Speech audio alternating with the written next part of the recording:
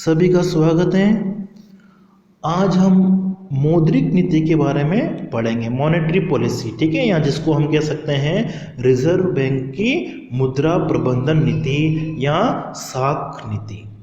ठीक है, तो सबसे पहले हम देखते हैं कि मौद्रिक नीति क्या होती है। ठीक है, मौद्रिक नीति क्या होती है, जिस नीति से किसी देश का जो मौद्रिक प्राधिकरण होता है या केंद्रीय बैंक होता है, भारत के संदर्भ में अगर हम देखते हैं तो रिजर्व बैंक है, वो क्या करता है, उस अर्थव्यवस्था में मुद्रा का जो प्रवाह है, मुसाक की जो मात्रा है, उस पर नियंत्रण स्थापित करने का प्रयास करता है। ठीक है, मौद्रिक नीति क्या होती है, ऐसी नीति जिसके माध्यम से अर्थव्यवस्था में मुद्रा और साख की मात्रा को नियंत्रित किया जाता है।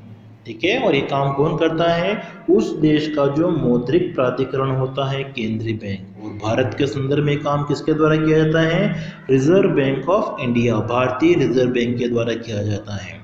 अब जब मौद्रिक नीति है, इसके प्रमुख उद्देश्य कौन कौन से वो हम देखते हैं। सबसे पहले इसका उद्देश्य क्या आता है, मुद्रास्फीति एवं अस्फीति पर नियंत्रण, मतलब अर्थव्यवस्था में मुद्रास्फीति और मुद्रा अस्फीति दोनों स्थितियां हानिकारक होती हैं, तो उसको नियंत्रित करने का प्रयास किया जाता है मौद्रिक नीति के माध्यम से। मौद्रिक नीति के माध्यम से रिजर्व बैंक प्रयास करता है कि अर्थव्यवस्था में जो उच्चावचन है, ठीक है, आर्थिक उच्चावचन है, उनमें एक तरह से स्थिरता बनी रहे। ठीक है, अर्थव्यवस्था में स्थिरता बनी रहे, चाहे वो विनिमय दर हो, वस्तुओं सेवाओं की जो सामान्य कीमत स्तर है, वो सारा स्थिर बना रहे।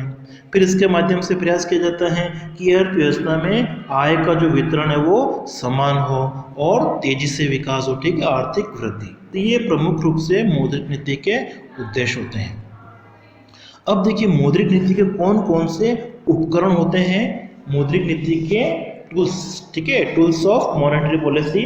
तो इनको हम दो भागों में बांट सकते हैं, एक तो होते हैं मात्रात्मक या परिमाणात्मक और दूसरे होते हैं गुणात्मक। तो इस वीडियो में हम केवल परिमाणात्मक जो उपकरण है उसी के बारे में चर्चा करेंगे। तो मात्रात्मक या परिमाणात्मक कौन कौन से होते हैं, रेपो दर, बैंक दर, प्रतिभूतियों का क्रय विक्रय जिसे हम खुले बाजार की क्रिया भी कह सकते हैं, नकद आरक्षित अनुपात CRR, सांविधिक तरलता अनुपात SLR, रिवर्स रेपो दर और सीमांत गतिरोध सुविधा या सीमांत स्थायी सुविधा। तो ये जो 6 कारक हैं उनके बारे में हम इस वीडियो में पढ़ेंगे।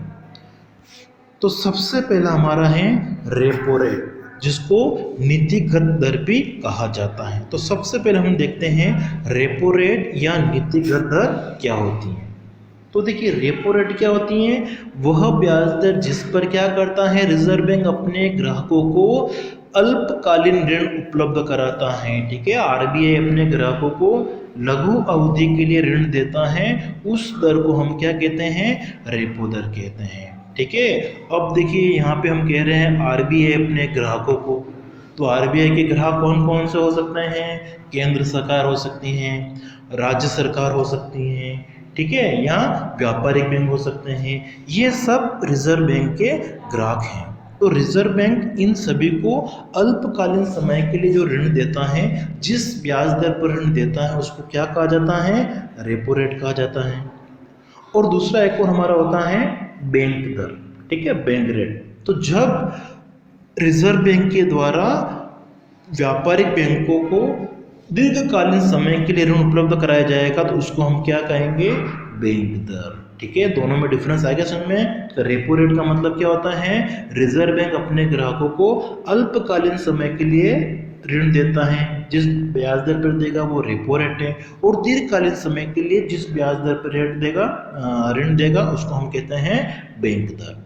अब देखिए रेपो रेट और बैंक दर द्वारा किस प्रकार से साख की मात्रा को नियंत्रित करता है रिजर्व बैंक, वो हम देखते हैं कि यदि अर्थव्यवस्था में महंगाई की स्थिति है, ठीक है, मुद्रास्फीति की स्थिति है, तो मुद्रास्फीति या महंगाई की स्थिति को नियंत्रण करने के लिए जो रिजर्व बैंक है वो क्या करेगा, रेपो रेट और बैंक दर को बढ़ा देगा। ठीक है, रेपो रेट और बैंक दर बढ़ने से क्या होगा, व्यापारिक बैंक जो ऋण ले रहे हैं वो ऋण लेना उनके लिए क्या हो जाएगा, महंगा हो जाएगा। ठीक है, तो इसका मतलब क्या हो गया कि जब उन्हें पैसा जो उधार लेना पड़ रहा है रिजर्व बैंक से वो ज़्यादा ब्याज दर पर मिल रहा है।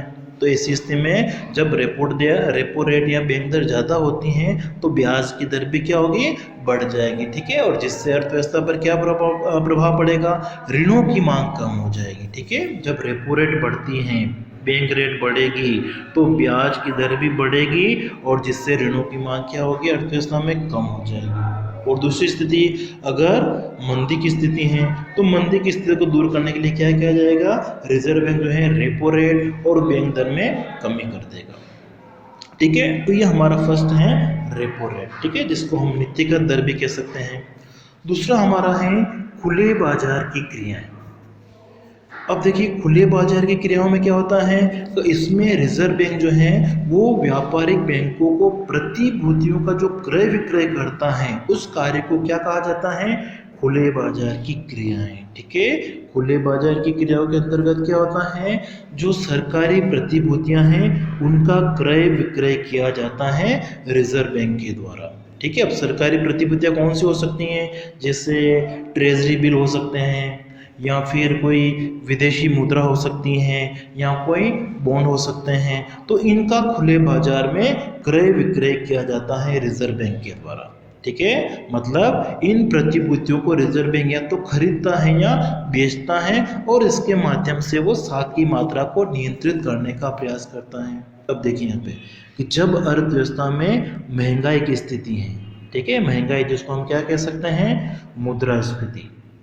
अब देखो मुद्रास्फीति है तो इसको दूर करने के लिए क्या करेगा कि अर्थव्यवस्था में जो मुद्रा की मात्रा क्या है, कम होनी चाहिए। ठीक है, तो अर्थव्यवस्था में जो अतिरिक्त मुद्रा है उसको लेने के लिए क्या करेगा, ये व्यापारिक जो बैंक है उनको इनका विक्रय करेगा। ठीक है, जब व्यापारिक बैंक इनको खरीदेंगे तो इस स्थिति में क्या होगा, व्यापारिक बैंकों के पास में जो अतिरिक्त पैसा है वो कहाँ चला जाएगा, रिजर्व बैंक के पास में चला जाएगा। अब व्यापारिक बैंकों के पास में मुद्रा की मात्रा कम हो गई है तो वो ऋण भी कम दे पाएंगे, उनकी साख सृजन की जो क्षमता है वो क्या होगी, घट जाएगी, जिससे अर्थव्यवस्था में मुद्रा की मात्रा क्या होगी, कम। तो इस तरीके से वो महंगाई या मुद्रास्फीति पर नियंत्रण कर सकता है। ठीक है, तो महंगाई या मुद्रास्फीति को नियंत्रित करने के लिए क्या करेगा रिजर्व बैंक, खुले बाजार में इन प्रतिभूतियों का विक्रय करेगा। ठीक है, और दूसरी स्थिति, अगर मुद्रा अविस्फीति है, मंदी की स्थिति है तो इनको वो क्रय करेगा। ठीक है, मतलब व्यापारिक बैंकों से वो वापस ले लेगा, तो जो रिजर्व बैंक के पास में मुद्रा है वो व्यापारिक बैंकों के पास चले जाएगी और व्यापारिक बैंकों से वो मुद्रा ऋण के रूप में अर्थव्यवस्था में चले जाएगी। ठीक है, तो जिससे मांग क्या होगी, बढ़ेगी। तो इस तरीके से ये हमारा दूसरा उपकरण है। तीसरा उपकरण हमारा है रिवर्स रेपो रेट। अब देखिए रिवर्स रेपो रेट क्या होती हैं, ये भी एक तरह से ब्याज की दर ही है। ठीक है, अब देखिए जो लोग पैसा जमा कराते हैं वाणिज्यिक बैंकों के पास में, व्यापारिक बैंकों के पास में, तो उनका जो पैसा होता है कभी कभी उनके पास में अतिरिक्त मात्रा ज़्यादा हो जाती है, तो उस पैसे को वो क्या करते हैं, रिजर्व बैंक के पास में जमा करा देते हैं और रिजर्व बैंक उनको क्या करता है, कुछ ब्याज चुकाता है। ठीक है, तो उसी दर को क्या कहा जाता है, रिवर्स रेपो रेट। ठीक है, व्यापारिक बैंकों के पास में जो अतिरिक्त जमा राशि होती है उसे वो रिजर्व बैंक के पास में जमा करा देते हैं और रिजर्व बैंक उनको इंटरेस्ट देता है बदले में। ठीक है, उस रेट को क्या कहा जाता है, रिवर्स रेपो रेट कहा जाता है। अब इसका प्रयोग करके भी वो मुद्रा की मात्रा, साख की मात्रा को नियंत्रित कर सकता है।